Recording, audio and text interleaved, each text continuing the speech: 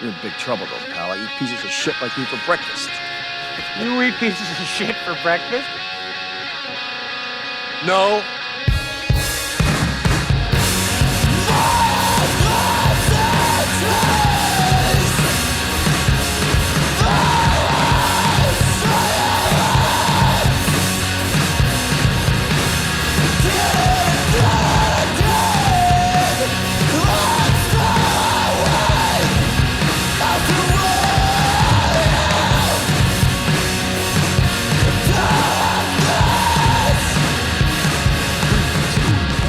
Welcome to Breakfast of Champions, Season 1, Episode 17. 17. We're almost legal, guys. Almost. We're so close.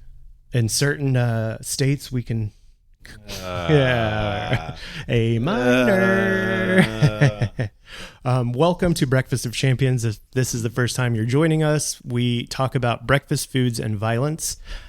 We kind of have been covering several things. We've been covering donuts. We've been covering what people's favorite breakfast sandwiches are. And we also talk about the UFC, and we talk about combat sports in general, power slap, just different things. So thanks for joining us. If you would like to give us a phone call, it's 682-294-0101. We also have an email address. It's breakfastofchampspod@gmail.com.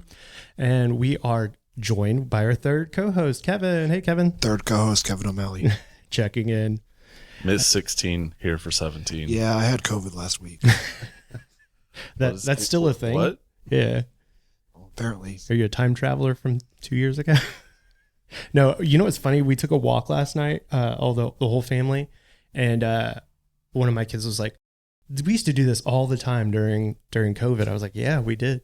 It was awesome. That's like all we did during COVID was go for walks because nobody was out, and we would just like wander around everywhere, go down like Magnolia, and it was just dead. Like 8 p.m. on a Saturday night, nothing. Yeah. There was a donkey that's kind of like on the back end of our neighborhood, and that was like the most exciting thing. People like, "Oh my God, there's a donkey." Would you say he's on the ass end of your neighborhood? That's right. Sorry. No, you're all good. Couldn't help myself. Today, we've got Kevin here. We're at Fort Worth Float. Last night, I teased on the jab that we might plunge, but my tummy has been killing me this morning. I've been up since about 5, kind of dealing with tummy issues. So maybe after this, we'll do some promo in the plunge or something like that. But we've been having a good week. We've got a lot of fun stuff to talk about. This past UFC Vegas 97, there's a couple of controversial things we can discuss. There's also Noche UFC, Riyadh season presents Noche UFC coming up on Saturday. And then we've also got this fun UFC MMA Conspiracy Iceberg that we're kind of taking a look at right now. I just figured like some of this stuff is just like really like nipple tweaking. Like, what is that about? So I figured some of these fun ones Parker could pick, and we'll kind of dissect them and talk about what we want to talk about. You're really gonna let me pick? Yeah, I've already got a couple picked out.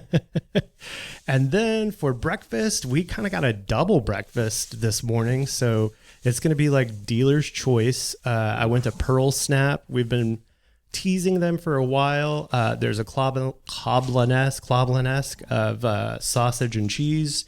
And then we've got some actual kolaches. That one is...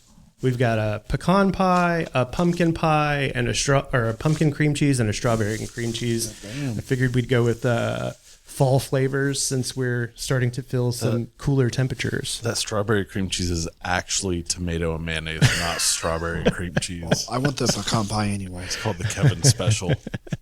And then Kevin found these amazing frosted chocolatey chip pancake Pop-Tarts that look like they are brand new. None of us have seen these before.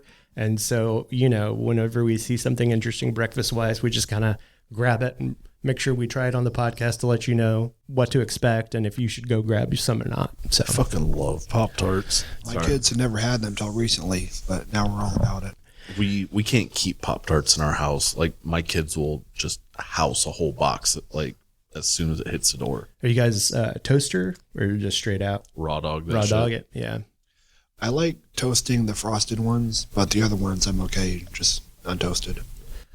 I've also heard of this butter thing. You guys hear about that? People spread butter on their Pop-Tarts? No, that sounds weird. Yeah, I think Jessica Simpson might have been the precipice for that, but I definitely have heard people loving the toasting it and then putting like a little pat of butter on a Pop-Tart. I think that's just overkill, in my opinion. There's no need. I think they're perfect the way that they come. Let's see here. If you want to start, however you want to start, if you want to grab one, Pearl Snap Kolaches is local to this white settlement area, kind of where we're broadcasting from this morning. I think they're just a one-off. There's no they're not a chain. They're not like. Yeah, I don't think so. I've never had it. I've driven past it a million times. Never stopped. And if you're from Texas, you will know that kolaches are a big Texas thing, especially if you're driving down 35 going towards... That glizzy did not break. Did not break. It's a very rubbery glizzy. Sad times. On. Let's see if we can snap the glizzy in half. We got it. Okay. So if you're driving down 35 going down to Austin, you're probably going to stop by the Czech stop or the one across the highway, which is Slovacek. Yeah, Slovaceks. That's right. I'm pro Slovacek. Same. Yeah. And so the move for me is if you're going to Austin, you go to Slovaceks because it's on the right of the highway, so you can get off, get on, and then when you're coming back, you make that stop by the Czech stop. What you guys thinking? This Pretty is delicious. Czech stop. I hate going to Czech stop. Yeah, it's not good. It is anxiety inducing every time. It really is. There's no clear cut way to get in and out without having to like bump into somebody or get somebody's attention or like feel like you're just putting somebody out. Whereas Slovaceks is more like a Buc-ee's-esque kind of a stop, and they've got a hot station and cold stations, and they're always really rip-roaring ready to serve you. They've got a number system. If it's really, really busy, you can grab a number. So there's no pushing and shoving and cutting line and that sort of thing.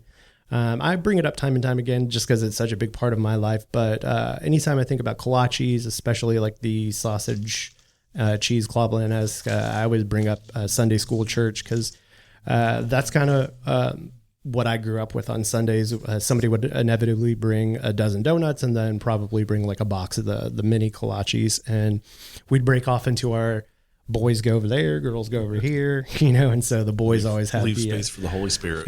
The boys always had the sausage and kolaches, and the ladies always had like the dozen donuts. So that seems very weirdly symbolic. It's very masculine, very like you get the glizzy and you stay over there. And we'll get the hole and we'll stay over here. Exactly. Do you guys watch SVU at all? Law and Order SVU? I used to be a diehard fan. I haven't watched it in years, though. So Law and Order SVU is a spinoff of the original Law and Order. They basically concentrate on sex crimes. They're especially heinous, is what it says in the intro.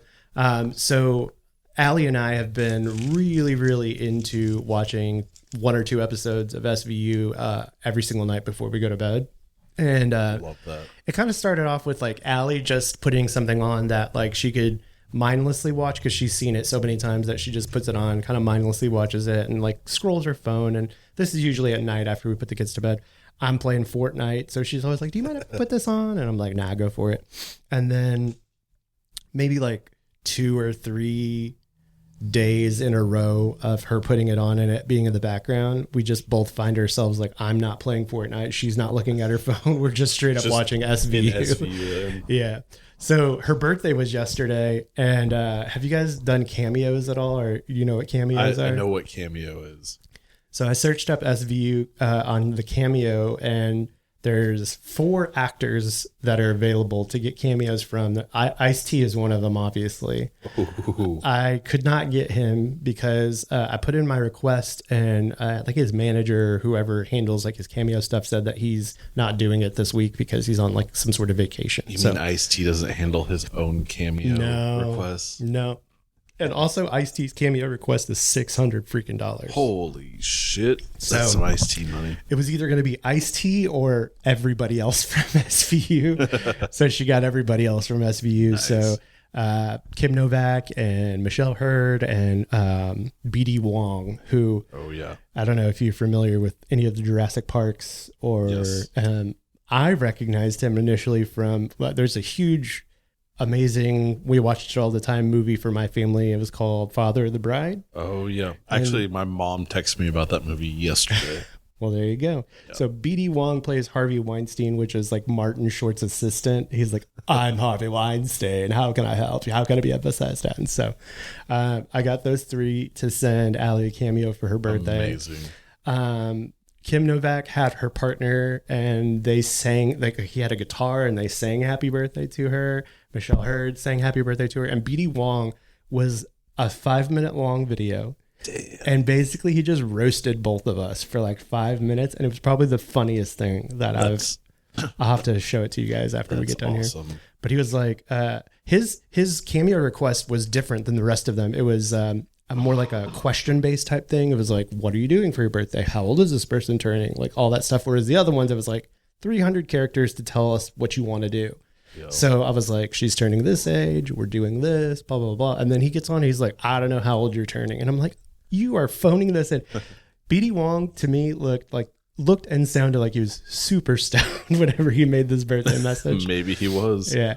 And so we're gonna go see Sublime for Allie's birthday. She's like kind of like a unironic. She loves Sublime. She's a very into reggae and that whole thing. So we were gonna go do that. And so I put that in the message. And so BD Wong was like, "Are you guys like a ska family or something?" And then like he just for the rest of the message like, "I hope you have a sublime birthday filled with sublime music." So yeah, it was I was just, we talked about it on the jab a little bit last night as far as like we end our days with sexual violence. and so he basically made a point of, he's like, what's wrong with you? He's like, this is too much violence. This is too much anxiety before bed. And then he started having like an existential crisis. He's like, wait, I made a living off of this. So yeah, keep watching it. He's like, I'm still making royalty checks. Kevin, you finished yours. You had the pecan. Is that what you had? Yeah, pecan pie. Pecan pie. How was that? Very good. Very good. How's the dough there? A little thicker than what I remember from like Czech Stop or Slovacek's. Yeah, we're a little bit not further. Not a bad thing. And the filling was great. Excellent. And you had some of the sausage. Yeah, it was very good. Besides that weenie not having a snap to it. No spring back on that weenie. I'm going to try this strawberry cream cheese, ketchup and mayonnaise. So I've never received a cameo, but I have seen some friends who have some fun ones. Riff Raff, that was one. Paul Rubens was another one for a friend. Same friend that got Riff Raff. And then Kevin and I's mutual friend Jeremy got Rachel Dolezal for his birthday one year. Fucking way, bro. His then girlfriend, now wife, had messaged me. I was like, who should I get a cameo for Jeremy? Hilarious. And I was like, he and I were just making fun of Rachel Dolezal earlier. You should see if she's on Cameo. And his wife's name is also Rachel. Oh. So Rachel Dolezal was like, hey, I'm the other Rachel. I'm your other Rachel. And then Jeremy got Rachel, not Dolezal, his wife. One of, I don't remember which one, but one of the Insane Clown Posse members a cameo for her birthday. Yeah. Shaggy 2 Dope?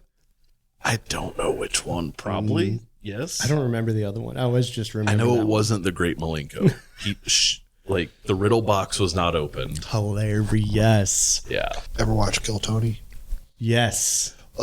Me and my wife are big fans of it, but she really hates William Montgomery, so I want to get her one from him sometime. Oh, that would be hilarious. Yeah, just screaming happy birthday at someone that hates him. I hear he just makes up some ridiculous, elaborate story for everybody. I love that. God, you ever see Kill Tony or know about Kill Tony?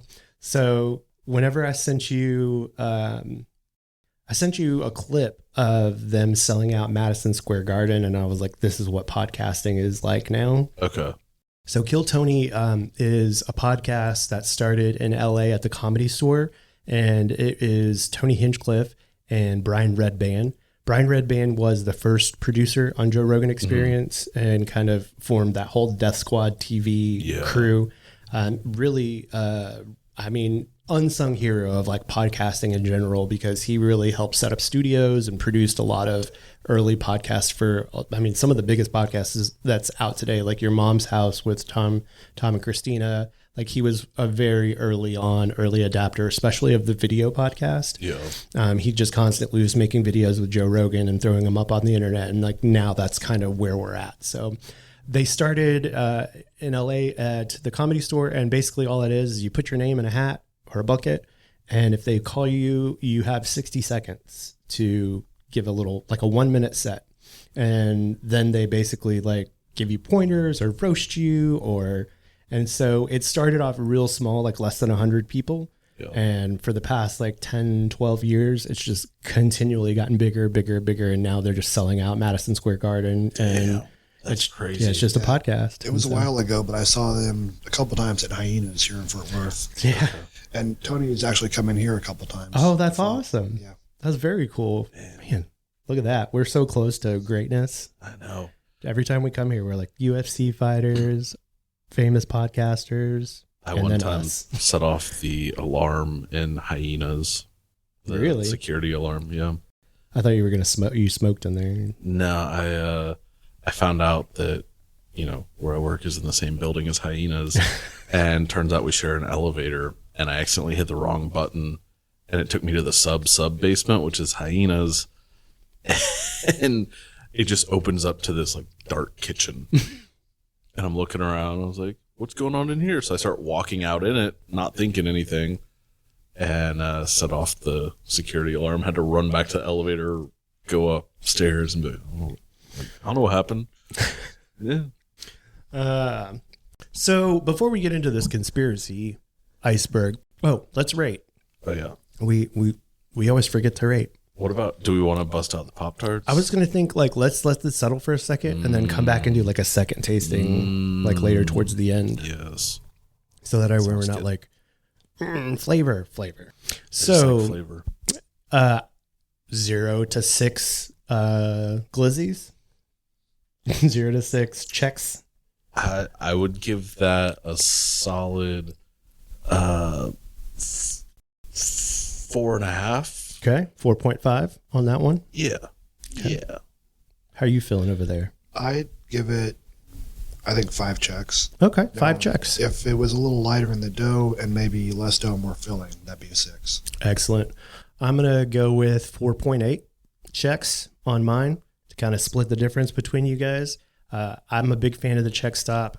My family has been there several times. The only thing I am not a fan of is the fact that they are not on Uber Eats or DoorDash.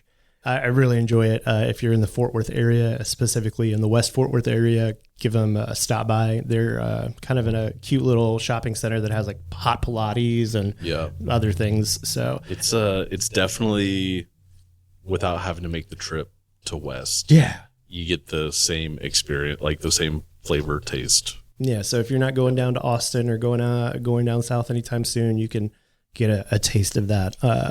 And it's a small local business. So that's right. Support them. We love supporting small local businesses because that's what keeps our economy running. Fuck corporations. We've got a big fight coming up. UFC 306 Riyadh season presents Noche UFC. This is the second annual Noche UFC that the UFC has put on, Dana White's put on. He has an affinity for telling people that he loves Mexican fighters. This is quote unquote the love letter to Mexico and Mexican fighters. We got a couple of things I didn't tell you or send you. I really think that this event is kind of in trouble. Oh.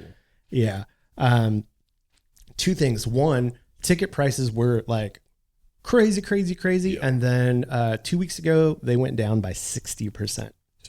And then what I'm hearing now is that they're even down another 20%. So there was a point in time where you couldn't get in the door for under $1,000. And now there are seats that are still available this week that are definitely closer to like $600-700. So, yeah. So the ticket sales being discounted, especially this close to the event, and the fact that this event is not sold out is concerning to people in the media and to people that care about that sort of thing. The second thing is Dana White is getting ahead of the story. And yesterday he was on a podcast and he is setting the expectations super low. Instead of his usual, like, this is going to be the best thing you've ever seen in your life. It'll never be tapped. He was like, we just won't know until Saturday. And maybe it'll suck. And and so I've never really heard him be like demure about like an upcoming event, but he is setting those expectations really, really low. So low ticket sales, low expectations. This is something that a lot of people were looking forward to because it is at Sphere in Las Vegas. The cool thing that I did hear that I am looking forward to is apparently they hired an Academy Award winning director and an Academy Award winning director and then a Emmy Award winning producer. For like transitions and stuff like that. And the other thing that they've done is the first time that they've ever done it is they've created 6 short films. And so before each fight, there will be like a 90-second short film that will encompass the entire Sphere. And then at the end of that short film, whatever environment that film was in, that will become the environment of the Sphere. And so it'll be like a history of like a Mexican fighter. And then all of a sudden you're fighting in like the pyramids. So each one of the main event fights is going to get one of these 90-second vignette, like super movies from these people. And then they're going to go into some sort of like biome that represents one or both of the fighters of that event. So obviously they're probably going to have some sort of like desert for Sean O'Malley, trains and resides in Arizona. Rob Dwalishvili is from Georgia. So I'm excited to see that. I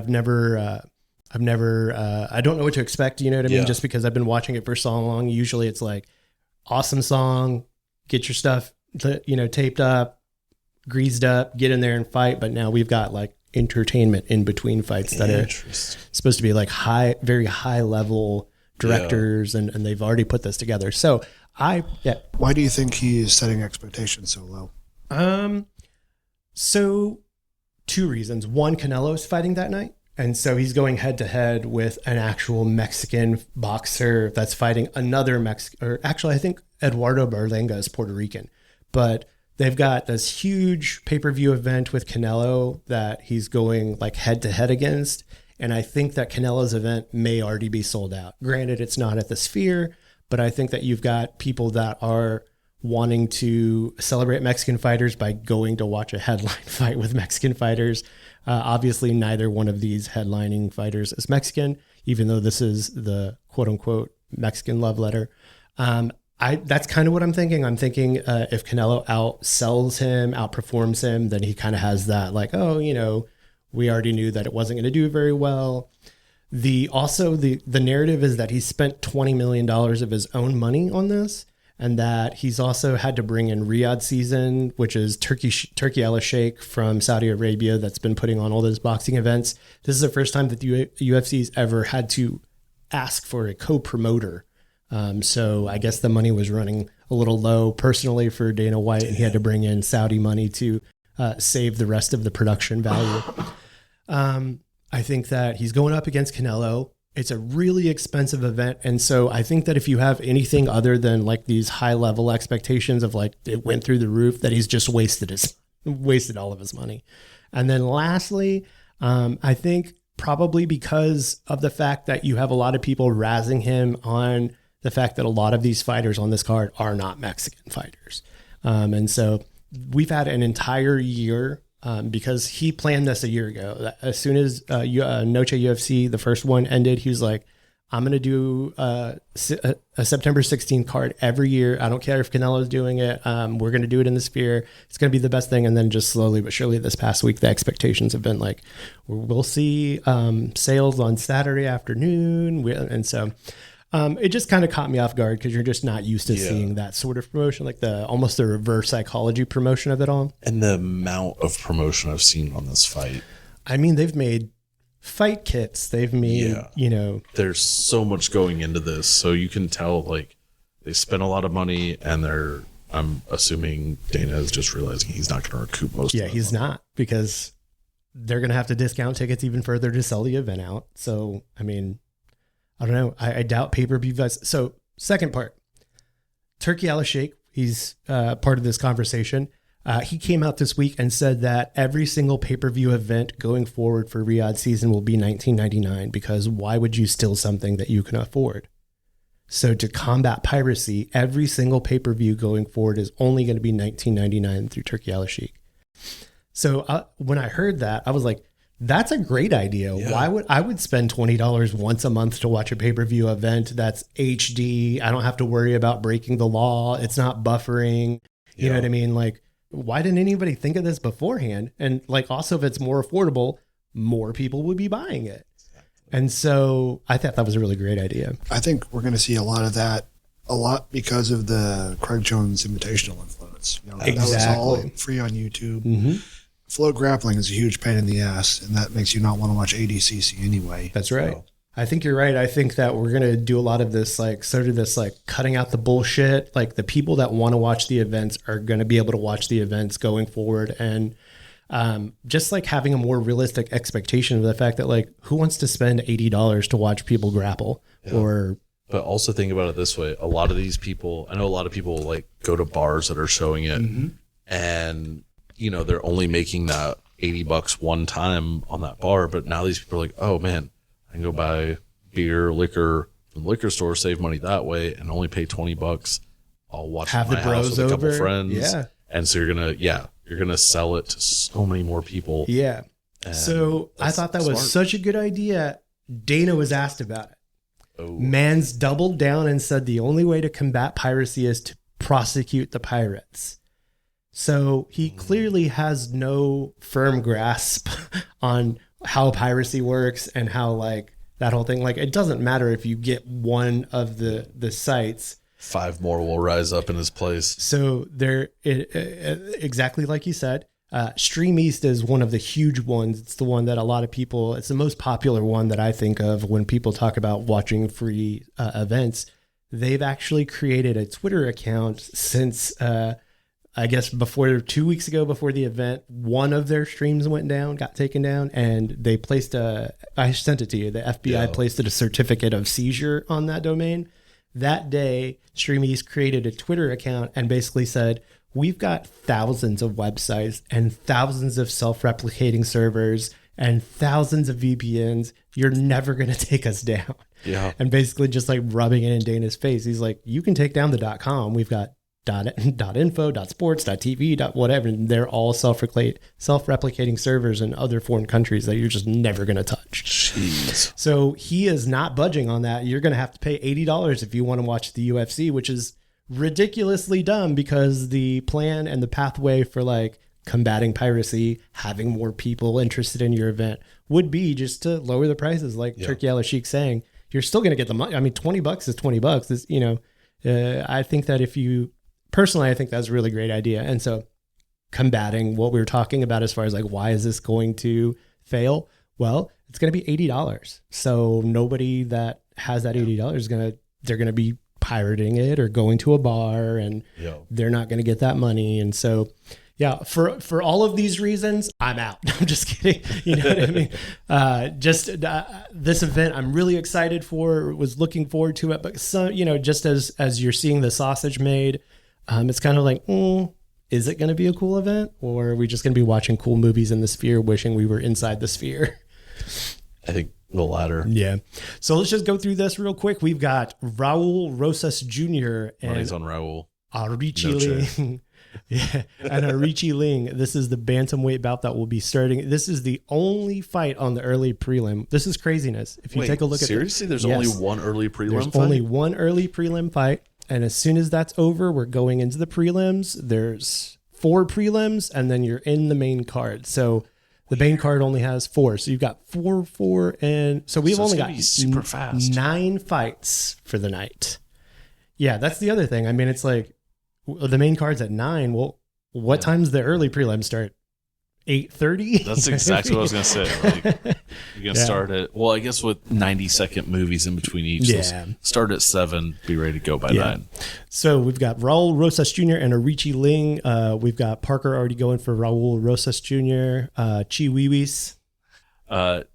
I'm just saying anyone who is from Mexico is who I'm putting my money on this. There you go. Just UFC like Noche. straight line ballots. Yeah, exactly. Kevin, have you seen Raul Rosas Jr. or do you know anything about him? No, nothing. So this gentleman right here, Raul Rosas Jr., basically made his way into the UFC 2 years ago. He was 17 years old.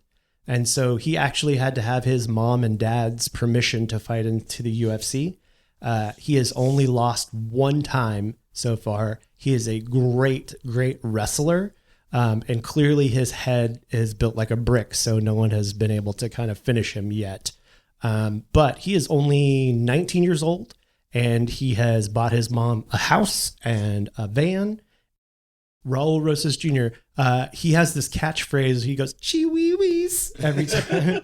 And so I think it's funny. This past week, Gilbert Burns fought, and at the post-fight press conference, they were asking him about like how his podcast is doing because everybody's got a freaking podcast now. Got to. So he said it's going well, except for the fact that his co-host Renato Moicano talks shit about everybody in the UFC. So then they're like alienating their guests. In particular, he's like, "I really like that one kid. What's his name? Chiwiwis." And somebody was like, Raul. He's like, "Yeah, Raul Rosas. I like that kid." But then Renato Moicano said, "That is the ugliest motherfucker in the UFC," and pulled up a picture and basically roasted him for a good 10 seconds. I mean, he has a very... It's a distinct look. Distinct face. Very native. Yeah. Yeah. I'm going to go with Raul Rosas Jr. myself because, like you said, it is Mexican Independence Day. But Arichi Ling is no joke. I mean, it is. I mean, his fight record, he's got 35 fights. Yeah. It's wild. Yeah. I think youth and also just the fact, like you said, enthusiasm is going to be on the side of Raul Rosas Jr. Yeah. Kevin, do you want to? Well, probably going to agree with you guys. I want the Chinese guy to win because I've seen a lot of good up-and-coming Chinese fighters. I'm such a big fan of Chinese MMA right now, for sure. He's got a lot more experience. Mm-hmm. I don't see an age for either of them. Yeah, 19 and so Raul Rosas Chiwiwis, we've got you locked in as our pick. And then kicking off the prelims, we've got a flyweight bout between Edgar Chairez and Joshua Van. Oh, I did something. Maybe you. I know, right? I love technology. We don't know much about Edgar Chairez and Joshua Van. I have heard of the name Edgar Chairez, but I don't know much about him. It looks like he is going to be your favorite. Is that right? No, he's the underdog. Yeah. We got a Mexican underdog, guys. Edgar Chairez, Joshua Van, we don't know much about you. You're flyweights, so you're going to be really light and fast, and it looks like Joshua Van is the favorite from the United States. So I'm going to go with the underdog, guys. Yeah, I'm going to cash in on the underdog because if I don't know anything about you, I'm going to try to make money off you. So let's move on to this one. Yasmin Jagiri versus Caitlin Souza, women's strawweight bout. They're going to be fighting. Oh, look at that weight disparity. Wow, almost 10 pounds. Yeah, so Caitlin Souza is going to have to cut more weight to get down to 115. So that means she's probably going to be exhausted and dehydrated. And looks like Yasmin Jagiri has her on a reach by an inch on both the legs and the arms. So personally, just taking a look at the fact that this young lady is going to have to cut weight to get down to that 115, I'm going to go with Yasmin Jagiri. Yeah, me too. Same. Yeah. Also Mexico. So Mexico versus Brazil. We're going to go Mexico. Lightweight bout, Manuel Torres versus Ignacio Bahamondes. These guys, again, so this is the other reason that I thought you asked about, like, why are expectations low? Nobody on this card is over 155 pounds. So we're not going to have a whole lot of knockouts. We're going to have a lot of submissions and a lot of decisions because you don't have, like, a lot of huge knockout power outside of Sean O'Malley, who's kind of like a sniper and has regularly knocked people out. Manuel Torres from Mexico stands 5'10" and is 165. Again, someone probably going to have to cut down to 155. He does have a shorter reach, in both the legs and the arms, and he's shorter. Looks like Bahamondes is 6'3". Wow, so that's a big 6'3" down to 155. That's not okay. Imagine if I was walking around 100 pounds, not 100, but close to 100 pounds lighter. Yeah, that would be strange. I don't know how that happens. I have, as a dude who is 6'3", I got down to like 190 in my adult life, and I looked very the machinist. Yeah, exactly.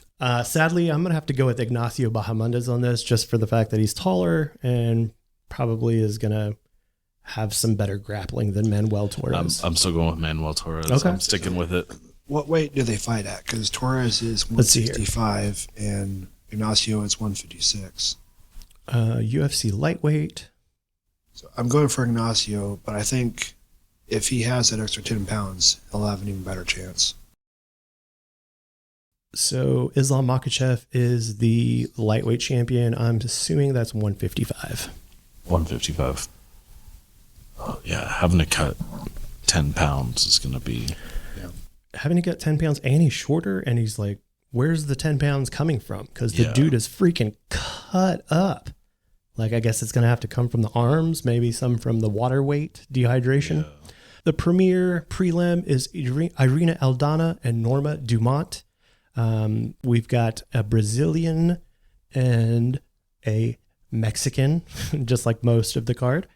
You've got this Irina Aldana's from Mexico. She's 5'9", and she's got a little bit of a reach advantage in both the arms, and they're equal on the legs. Let's see here. Look at their records. Irina Aldana has more experience, but Norma Dumont has less losses. Sorry, Allie. I think Norma Dumont is a cutie. When I see her, I'm like, oh, she's cute. I'm going to go with Irina Aldana on this one. That's who I'm going with. I think she's a little bit bigger, just a little, but she's got some experience. So yeah, for sure. And plus, if a lot of the Mexicans win, I think the momentum will just be like Mexico, Mexico, Mexico. Irene has more wins, but also more losses. That's what I was saying. Norma Dumont has less losses, so she has, she's probably a better. Her KD ratio is better. I still think that. Just because of the momentum of Mexico and the fact she's a little bit bigger than her. But to each their own. All right, main event. Here we go. We've got Ronaldo Rodriguez and Ode Osborne kicking off the main event. Ode Osborne is a unconventional fighter. He fights with really quick, weird angles. But I think that Ronaldo Rodriguez is a good matchup for him because he's one of those like press. He's going to try to out cardio you. And so I think that that's going to be cool. You have someone that's kind of springy at different angles, but that someone's going to keep their head down and keep pressing them and keep going forward. Yeah, for sure. I already know your answer because he's Mexican. So another big weight difference here. Osborne is almost 140. Rodriguez is 126. Yeah, and they're flyweights, so that is 125 to make. So yeah, you're right. Ode Osborne's going to have to cut 15 pounds at least to get down to the weight limit. We'll have to see what happens on Friday. That's the other thing is if some of there's so few fighters on this card, if some of these fighters miss weight and they wind up scrapping the event, they're going to be like scrambling to try to fill that event at the last second, or they already have a light card, 9 fights. If one fight gets dropped, it's just like even lighter. So it's insane to me. Fighting at 125, like 5'6" though. Yeah, still. But that's crazy. I'm going to go Ronaldo Rodriguez simply for the fact that Ode is probably going to have to cut that weight. Yeah, me too. Yeah. And Ronaldo has a better record. More fights. More fights, wins. more wins, less losses. And again, Mexico momentum. Lightweight bout versus Daniel Zellhuber and Esteban Ribovic. So lightweight, we're going to be at 155. So Ribovic has to cut from 173 down to 155. And then we've got them both with only one loss. So this is going to be a good one. It looks like both of these guys are kind of hitting their stride in their careers.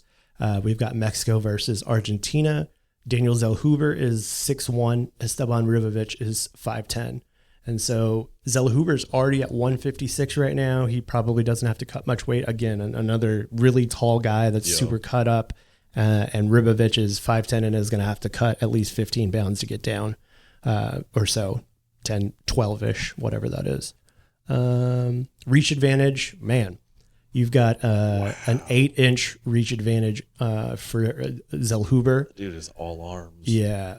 And then he also has 4.5 inches on him on legs as well. So kicks, punches, general stature. I think Daniel Zellhuber is going to give him the work. Absolutely. Esteban Ribovic. What a cool name. These guys have great names. Okay, now I'm really excited.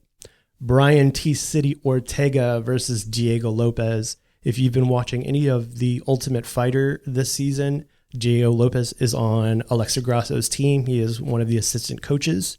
If you've been watching UFC for any of the past 10 years, you will have known that Brian T. City Ortega has been in some of the greatest fights that we've ever seen in the UFC. The last one that comes to mind was his last fight with Alexander Volkanovski. They both put each other in submissions and looked like the other were out, but somehow, some way, they both got out of those, and it just was one of those classics where they beat the shit out of each other for 5 rounds. Love it. Diego Lopez is younger, kind of has more experience, but he's a little bit younger as far as his age is concerned. They're both right on weight. Diego is going to be a little bit taller. We've got United States versus Brazil, so you're going to have to make a choice. Going with Diego. Okay. Diego Lopez. I'll go with Ortega just because I've heard more of him. I am too going with Brian Ortega because I think that he has the killer instinct, and Diego Lopez is kind of an emo soy boy. No, I'm just kidding. Okay. Co-main event. Title belt on the line. We've got Alexa Grasso and Valentina Shevchenko. So the background of this is the first time they fought, Alexa tapped her. The second time they fought, they went to a decision, and most of the MMA community and Valentina thinks that she won. So even though Alexa has beaten her twice, they're going for a third match because of the perception of the last match and because of the fact that Valentina Shevchenko held the belt for like 8 years. So Alexa Grasso has successfully defended her belt against Valentina Shevchenko already. But they're fighting again. They also were the coaches on this season of The Ultimate Fighter. So this is that big fight after the season wraps up. Last weekend or 2 weeks ago, we had the winners of The Ultimate Fighter fight each other.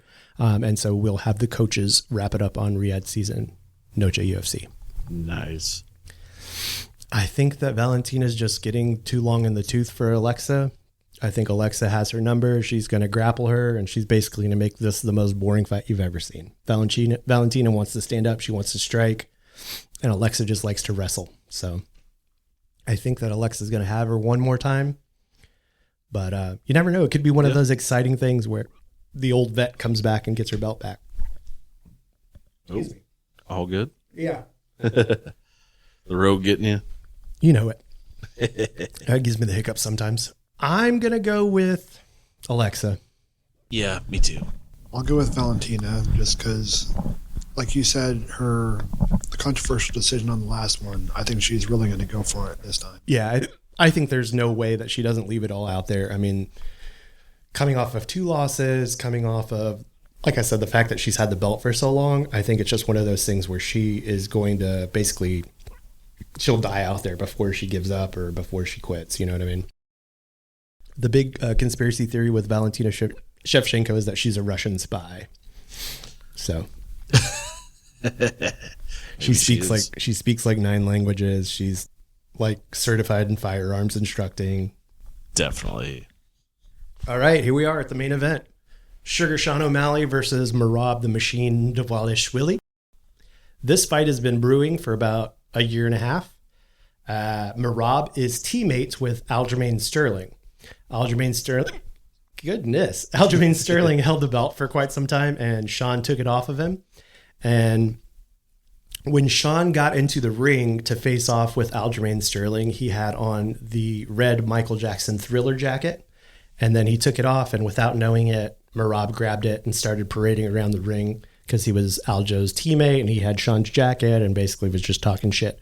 What's cool is, and something that I didn't realize till this week, is that every single time Merab won a fight, from his first fight in the UFC to the most recent fight, he's called out Sean O'Malley. Really? So he has had Sean O'Malley in his sights from the very first fight that he's fought in the UFC.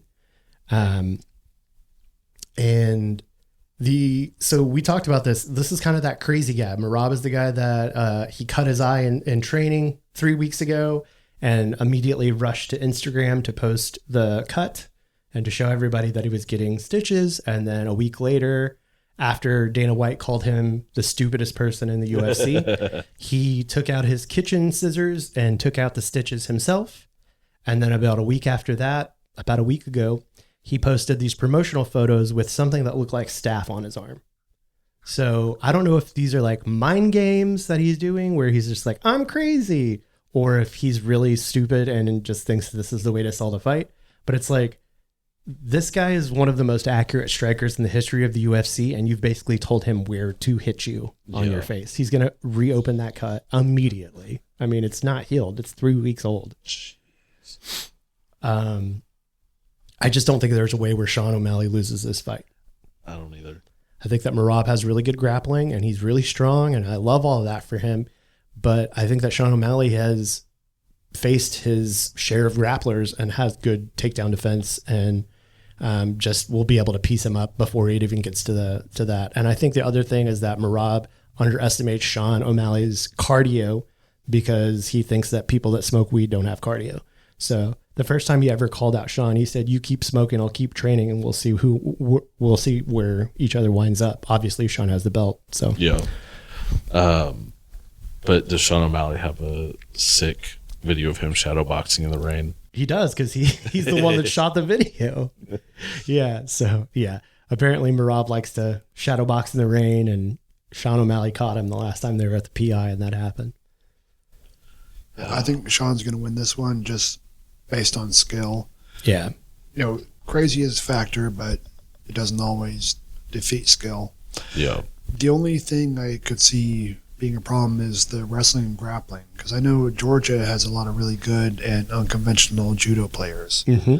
So if there's any influence there, that could help him. He was a European judo champion, and he also medaled during Olympic qualification in judo. So you're right. That is something that he is going to have to watch and make sure that he's not making any mistakes when it comes to takedown defense. He's got to watch his spacing. He's got to watch that entry, and he's got to watch basically, that threat every single time that he's going to go reach down for those legs. You got to throw out an uppercut or a knee or something to basically know, like, I see what you're doing. But yeah, I think you're right. If there's any way that Merab pulls this off, he's going to wrestle him and make it super boring and just control time it and point it out. But I think that, like we said, I think Sean's got skill on his side. He's got the youth on his side. He's got the momentum with the different promotions that are backing him. And just, I mean, the guy basically has sponsors. Yeah. The guy basically has sponsors for everything. He has his own podcast with his coach. I mean, he's just everywhere doing everything. So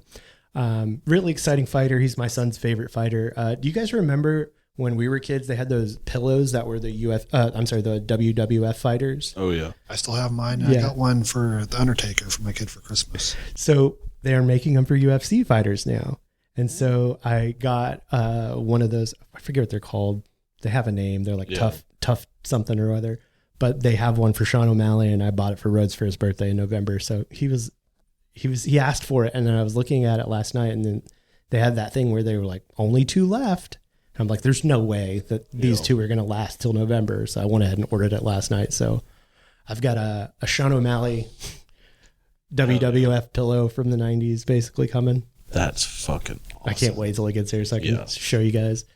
They also had that BMF shirt that I showed you, that Max Holloway oversized one, and it was on sale for like 25% off. So I went ahead and got that for myself. So nice. Blessed man forever.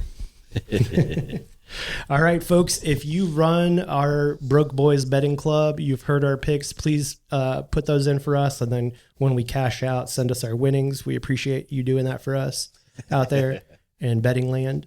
Just quickly before we go to the Conspiracy Iceberg, did you see any of the fight this past weekend? I have not seen any of it. Did you? Okay. So UFC 97 in Vegas this past weekend, there were 2 finishes that I want to talk about because I think they're going to be overturned. The first one was a fight between Demopoulos. Remember we talked about Demopoulos, and basically what happened in that first round is the grappler grabbed the inside of her glove to gain leverage and pull the armbar. And so in the middle of the fight, she basically was screaming, "She's inside my glove. She's inside my glove. She's inside my glove." And the referee didn't do anything about it. And then went ahead and she won. And then so that might be overturned. And then the second one is there was a fighter that was fighting Steve Garcia. We have another one. We had Steve Garcia, and there was some elbows to the back of the head that contributed to some huge contusions. And so there was like physical evidence of the illegal strikes to the back of the head. And so that one is being talked about as well. So we're running a little shorter on time. We've got some customers coming here in a few minutes. So let's go ahead and get into this iceberg. Kevin, before we get into the iceberg, you said you had some things you wanted to bring up? Yeah, 2 things. One, I left on that voicemail. Playing fighting games, do you guys use block or just attack the whole time? You go first. As I've gotten older, I've used block more. But when I was younger, it was just attack, attack, attack. Yeah. Me too. I have always been just an attack guy to this day. I've not, like, even in Fortnite, and the second they were like no build, I was like, perfect. I don't have to like do anything. Yeah, that's my biggest thing. Fortnite specifically. I remember I've definitely told you the story. I don't know if I've told it on the podcast, but when Aiden started playing it, he's like on the PlayStation. I was like, cool, I'll get on the Switch, like we'll play. And I'm just like running around shooting everybody, just trying to kill everyone. He's like, no, that's not how you do it. You got to go do this and then build this and do this dance. And then you got to go to this place and you got to do that. And like telling me all this stuff. And I'm just like, I just want to kill people. Like I come from Counter-Strike and Call of Duty. Like just put me in to like shoot shit. Yeah, I'm the same way. I'm a attack all the time. I'm not worried about my healing. I'm not worried about my defenses. I'm not worried about blocking. I'm going forward the entire time. Yeah, exactly. With fighting games like Mortal Kombat's attack all the time, but other games like God of War where you have to parry and block, you have to do that more. Just That's to true. Survive. That's true. I was actually playing Super Punch Out the other night on Switch, and I was trying to like dodge and block more in that game. So okay. Other thing, do you guys remember late 90s or early 2000s a show called Martial Law? You ever watch that? Was that with Chow Yun? No, Jackie Chan's buddy, Sammo Hung. Sammo Hung. Yeah. It was kind of trying to capitalize on the buddy cop. Was it Don Johnson that was with him in that show, or no? Arsenio Hall was on the first season. Okay, that's right. Yes, I do remember watching this show. I was not a loyal fan, but I did catch a few episodes. There's 44 episodes. We need to watch it. Yeah, it was 2 or 3 seasons. I really love the show, but I can't find it anywhere now. Oh, we'll have to find it. We'll have to do some deep dive searching. Yeah. Martial Law. If you're out there on DVD, find us. Give us a call. Let us know you're out there so we can buy you. You looking it up? I'm looking it up. Jamie, right. Pull that up. All right. Martial Law. It's on Sling TV. I don't know what that is. It's some sort of streaming app. You probably have to pay for it. Yeah, you have to have a premium subscription. Oh, but you could watch all 2 seasons. And that was back when they had more than 10 episodes a season too. Yeah, that's 44 episodes in 2 seasons. So yeah, there you go. Yeah, it was kind of same vein as Jackie Chan movies. There's always the outtakes at the end of the episode, lots of action and fighting scenes. Yeah. Oh, you can buy it on Amazon. Let's see, how much is it on Amazon? DVD $21, so that's cheaper than a Sling membership. You could have it here by Monday. Awesome. Sorry, not this coming Monday, but the next Monday. Is it the complete series or just one season? That is all 44 episodes. Oh yeah. Sammo Hung, Arsenio Hall, Kelly Hu, and Gretchen Egolf. Martial Law. Wow. Yeah, that unlocked a memory. Whoa. I remember watching Martial Law, but then there was also like a Don Johnson TV show. Like he tried to make a comeback in the late 90s. I don't remember that. Are you talking about Oh, right. It's right there. and he had the yellow barracuda? Yeah, I think so. Yeah, his car was a major like sticking point. of the My show. dad watched that show. It was Nash Bridges. Nash Bridges. Yeah, I remember Nash Bridges and Martial Law played like around the same time, whether it was reruns or live or whatever. But yeah, Nash Bridges and Martial Law, because I would watch Nash Bridges to watch Martial Law.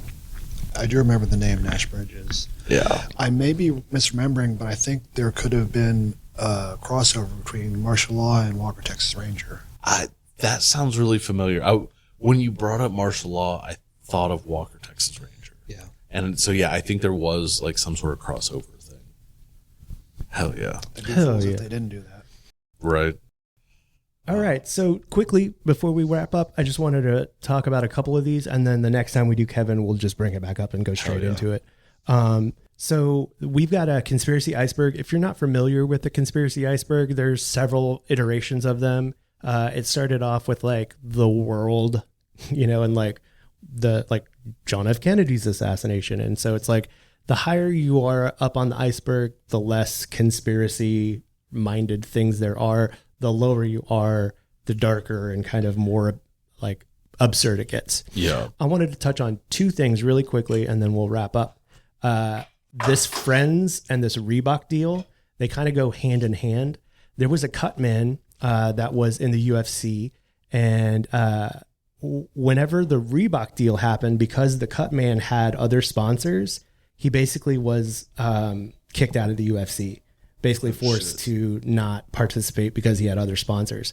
And so whenever Dana White was asked about this, because the cut man had basically, it's cut man Duran, I forget his name, something Duran, but he basically had made an interview and was like, I thought we were friends. Like Dana knew that like signing this Reebok deal was going to cut me out of the UFC.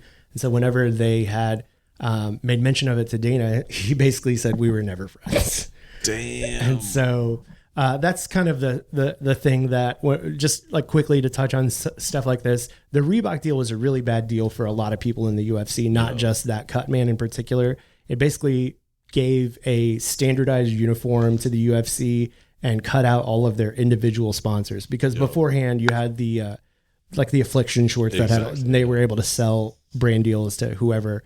When they got the Reebok deal, it was like no other brands, and you had to wear Reebok shoes, Reebok socks, Reebok shorts, Reebok whatever. And so that cut man Duran got cut out, as well as like fighters being able to pay themselves on their own. And so that comment of we were never really friends kind of like really struck a chord in the MMA community, because it's just cold, to begin with. So that's a fun one. Grease Gate's a fun one. There's a lot of cool things on here that we'll talk about the next time that we... Honestly, I feel like we could just go through and choose one thing. Yeah, let's do that. Each section, like a different section a week, or there's so much on here that... Yeah. So a fun one that we've talked about before, and one that's right up at the top that's not really a kind of a conspiracy, just a fun one, is Michael Bisping's eye. Yeah. So if you're unfamiliar with Michael Bisping, he was a fighter from the UK, and he really, really made a run, and he got poked in the eye, and it was so bad that he lost that eye. Mm-hmm. And so he didn't tell anybody in the UFC. He just threw a glass eye in there and then came back to fight and wound up gaining the championship, gaining the belt with his glass eye. So now he commentates. He's on pretty much every week. And one of the funnier times, like behind the scenes, he's standing in the center and there's one guy here and one guy here. And the producer is like, all right, everybody just talk to each other, look at each other. And he pulled his eye to one side to look at one guy and then looked at the other guy. And he's like this, look at each other, right? So yeah, Michael Bisping's eye is kind of one of those things where like, I don't think that they would have let him fight with a glass eye, but I also think he just didn't tell anybody. He was just like, yeah, I've got something wrong with my eye. I'm good. So fun stuff like that. Yeah. There's like, it's just a little behind the scenes stuff that makes sort of the UFC fun. You've got a kind of what we talked about with like Craig Jones and and Gordon Ryan and the cuckold thing. Yeah. We've got the same stuff with like Joe Rogan, and Ian Gary's another one that comes up. I like that Whitey Bulger's on here. Mm-hmm. I also like that Spit or Swallow is right next to Jenna Jameson. Are you guys familiar with street beefs? I've heard of street beefs. When you have a chance this week, Kevin, just type into YouTube street beefs. There's this guy, his name is Scarface, and he basically has turned his backyard into like a place where people can come settle internet beefs. And so people like get into comment wars with each other, and then they're like, let's just settle it at street beefs. And so They're so much fun to watch. You've got like regular people, you've got characters, you've got guys that'll come like fully dressed up in anime costumes. You've got people that are dressed up like old 30s, like, meh, and just people that really hate each other, women fighting each other. Just like, it's so funny. I stumbled across it completely on accident, and now I'm just like, what's going on with street beefs? Yeah, check in with street beefs. Thank you for joining us on this wonderful episode of Breakfast of Champions. Kevin's got to get to work and have some customers in here floating and plunging and saunaing and doing all that fun stuff. I'll send this list to both of you guys, and you guys send me what you want to talk about, and then we'll do some like pre-production work on this next time, so that way we can get into it. There's a lot of things in here I want to explore. Mm-hmm. I've got 2 videos too that is not this exact list, but a similar list that are 2 hours long each. Whoa. So lately I've been watching a lot of YouTube videos on 1.25 speed, and I've been getting through things a lot quicker, and it's not super noticeable. So I do audiobooks at 1.5 speed, especially when I'm doing like 55-hour fantasy novels. Yep. 1.5 speed is the way to go. It is the way to go for sure. If you need anything from Kevin, please come to Fort Worth Float Company. You've got sensory deprivation tanks. You've got cold plunge. You've got sauna. And Kevin's just an all-around nice guy to talk to and to know in Fort Worth. So come see him at Fort Worth Float Company and take advantage of his services. And adding a new service soon, I'm still testing it out. It's a device called Brain Tap, which kind of has lights in your eyes and ears and mimics brainwaves for a lot of different functions. So expect that to come soon. Excellent. Interesting. Yeah, I'm looking forward to that. Yeah. So it's always a good find time. My brain to tap it though. It's always a good time coming to Fort Worth Float Company and hanging out with our third co-host, Kevin. We appreciate having him and all these fun things that we've tried today. It's just been so good that we're just running out of time and just not even thinking about time. Have you guys gotten any calls from Gene lately? No, we haven't heard from Gene. I think he got picked up again. Well, I haven't either, but I saw on Instagram yesterday something about him being at Burning Man. Oh. So, probably going to be an update about that soon. That seems like a very Gene thing. Is that it? Yeah, I don't know. Is he there to just police the event, or Who knows?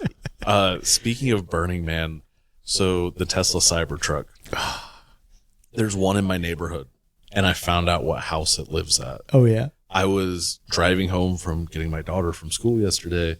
We're driving down the road, and this fucking Tesla Cybertruck peels out of a driveway, like going way too fast out of a driveway. I thought he was going to hit us. Stopped right before he hit the street. But when I look, the entire garage that it came out of was like completely chrome. It was like classic Fairmount, like historic house. Yeah. With the garage, but the garage door was open and it was all chrome inside. So I don't know if it was like spray paint or tin foil or insulation or what, but yeah, the Cybertruck came out of like a chrome loom of a garage. That sounds so Fairmount. Yeah. Again, thank you for joining us. If you've got a question or a comment or concern, 682-294-0101 or breakfastofchampspod@gmail.com. I'm also doing a thing called The Jab on Instagram. I go live once a day, usually in the evenings, and also post it immediately after on TikTok. So Kevin and I are actually probably going to be getting some Old South soon. Oh, we should maybe go live. Yeah, from let's Old do South. that. Yeah. All right. Thank you guys. Love you guys. Have a good rest of your week. Have a good rest of your day. And we're going to come back to you live on Saturday with Riyadh season Noche UFC, and Kevin may be joining us. I should be there. All right. So we'll have a fun live podcast this coming Saturday, and you guys take care. Have a good week, and we'll see you next time. See ya. Bye.